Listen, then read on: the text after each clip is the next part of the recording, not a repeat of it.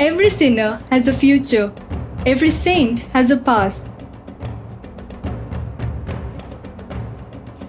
We are all familiar with Saint Ignatius Loyola's past.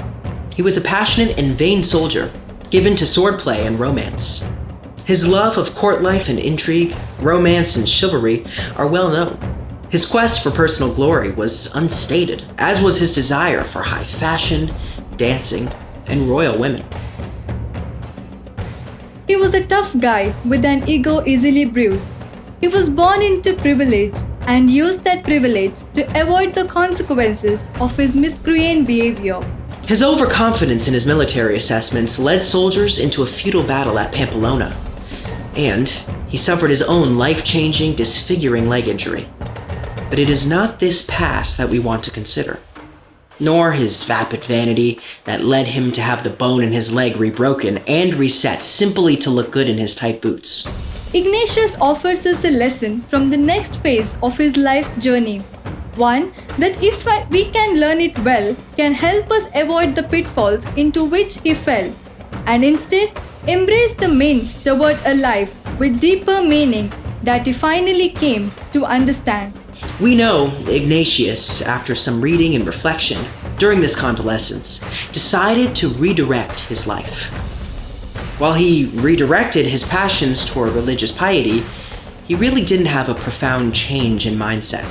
He was as vain and romantic as ever. He was determined to exceed the saints in holiness, to be more Franciscan than Francis, more Dominican than Dominic. He romanticized the lives of the saints.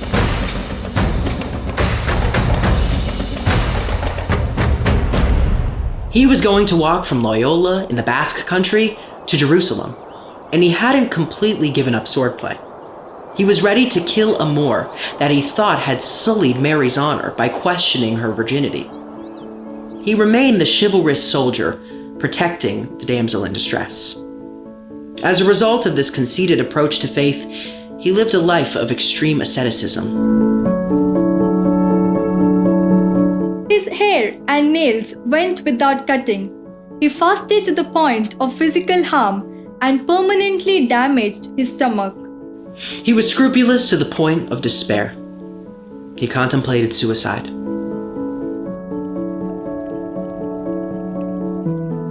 His mistake? Not his desire to walk from Loyola to Jerusalem, not his desire to be of service to God, but his prideful misconception that he could make it alone. He excluded himself from the circle of care and compassion. Instead, he tried to tough guy his way into God's grace by his spiritual athleticism, pushing his mind and body beyond limits that God did not demand. When we try to go at it alone, we will fall short of our destination. Our path will take unnecessary twists and needless turns. We will cut ourselves with shards of our own brokenness.